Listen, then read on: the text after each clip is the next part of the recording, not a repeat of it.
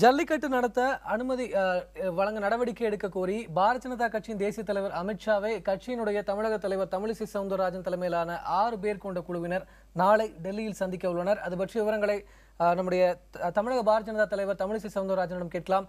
வணக்கம் மேடம். உங்களுடைய பயண திட்டம் என்ன? எதை நோக்கி எத்தனை பேர் உங்களோட பயணிக்கிறாங்க? அதாவது எல்லா தமிழக மக்களின் உணர்வுகளோடு நாங்களும் இன்று மிகுந்த வருத்தத்திற்குள்ளாகி இருக்கிறோம். தமிழக மக்களுக்கு எந்த விதத்திலாவது இந்த பொங்கலை மிக மகிழ்ச்சிகரமான பொங்கலாக ஆக்கிவிட வேண்டும் என்ற நிலையில்தான் நாங்கள் அவசரமாக ஒரு ஆணையை பிறப்பித்து அதை வாங்கி தமிழக மக்களுக்கு பரிசாக கொடுத்தோம். ஆனால் இன்று உச்சநீதிமன்றம் அதை தட்டி பறித்திருக்கிறது.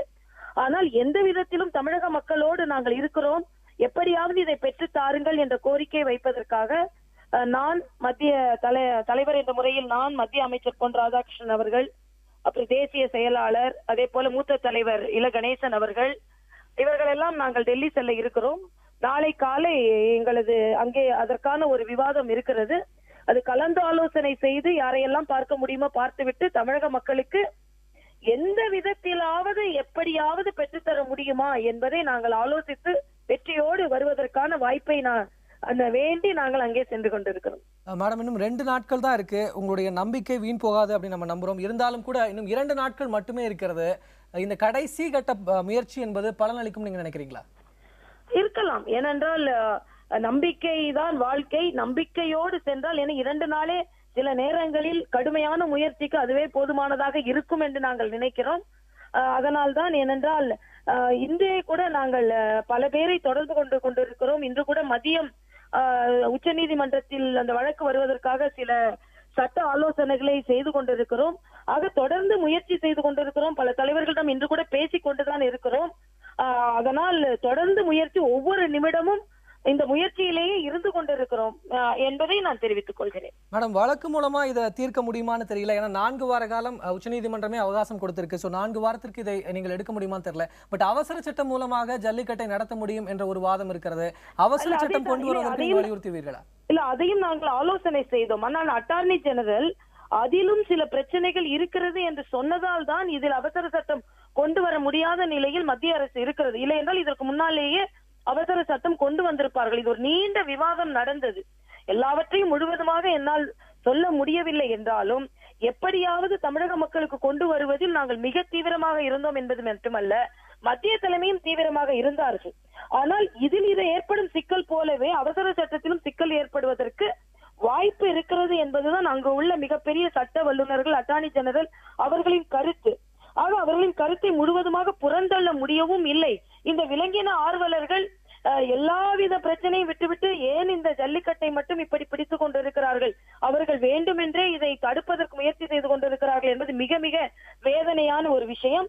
ஆனாலும் எல்லாவற்றையும் துணிச்சலோடு எதிர்கொண்டு காளைகளை அடக்குவதற்கு நம் இளைஞர்களுக்கு ஒரு வாய்ப்பு கிடைக்கும், விளையாடுவதற்கு. ஏனென்றால் இது ஏறு தழுவதுதான், அதாவது காளைகளை அணைப்பதுதான். பெயர் கூட நாங்கள் இதை கொடூரமாக வைக்கவில்லை என்றெல்லாம் வாதத்தை நான் எடுத்து வைத்திருக்கிறோம். எப்படியாவது பெற்றுத்தர முடியும் என்ற நம்பிக்கையோடு செல்கிறோம். மேம், அது போல உங்களோட கூட்டணியில் இருந்த மதிமுக அதனுடைய பொதுச் செயலாளர் வைகோ அவர்கள் உங்க மீது கடுமையான விமர்சனங்களை வைத்திருக்கிறார். இது போக்கு காட்டுற மாதிரி நடந்திருக்கு, கொடுக்குற மாதிரி கொடுத்து பறிச்சுட்டாங்க அப்படின்னு சொல்லியிருக்கிறார். அதை பற்றி உங்களுடைய பார்வை? இல்லை, நிச்சயமாக இல்லை. தயவு செய்து அரசியல் கட்சி தலைவர்கள் தமிழக பாரதிய ஜனதா கட்சியின் உண்மையான இந்த பொறுப்பையோ இந்த ஈடுபாடையோ புரிந்து கொள்ள வேண்டும். ஏனென்றால் யார் வேண்டுமானாலும் எப்படி வேண்டுமானாலும் குற்றம் சாட்டி கொண்டிருக்கலாம். இந்த காலகட்டத்தில் நாம் ஒருவரை ஒருவர் குற்றம் சாட்டுவதற்கான நேரம் அல்ல இது. அனைவரும் இணைந்து நமக்கான உரிமையையும் நமது வீர விளையாட்டையும் பெற்றுத் தருவதற்கான நேரம்.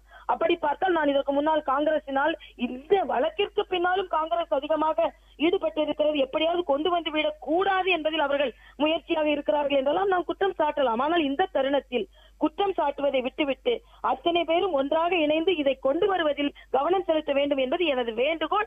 தமிழக மக்களோடு நாங்கள் இணைந்து தோளோடு தோள் நின்று கொண்டிருக்கிறோம் என்பதை தமிழக மக்களுக்கு நான் தெரிவித்துக் கொள்கிறேன். அப்போ நீங்க சொல்றத பார்த்தா இந்த விலங்கு நல ஆர்வலர்களுக்கு பின்னால காங்கிரஸினுடைய கையும் இருக்கிறதா அப்படின்னு நீங்க சந்தேகப்படுறீங்களா? ஆமா, அதில் பல உறுப்பினர்கள் நீங்கள் பார்த்தீர்கள் என்றால் சசி தரூர் போன்ற மிக மிக பிரபலமான உறுப்பினர்கள், மிக வலிமை சார்ந்தவர்கள், காங்கிரஸை சார்ந்தவர்கள் எல்லாம் அதில் அதிகமாக ஈடுபாடு உள்ளவர்களாக இருந்து கொண்டிருக்கிறார்கள். தொடர்ந்து காங்கிரஸ் அதற்கு வலிமையான எதிர்ப்பை தெரிவித்துக் கொண்டிருக்கிறார்கள். நீங்கள் ஜெயராம் ரமேஷ் வார்த்தைகளை, நக்மா அவர்களின் வார்த்தைகளை எல்லாம் நீங்கள் பார்த்திருப்பீர்கள்.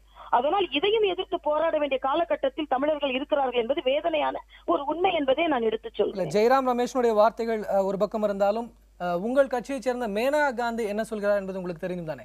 இல்லை, அதை மேனகா காந்தி எல்லாம் நாங்கள் புறந்தள்ளிவிட்டு மேனகா காந்தி சொல்வதையெல்லாம் அது நாங்கள் ஒப்புக்கொள்ளாமல் தான் நாங்கள் அந்த ஆணையை பிறப்பித்தோம் என்பதை அனைவரும் ஒப்புக்கொள்ள வேண்டும். நன்றி திருமதி தமிழிசை சவுந்தரராஜன்.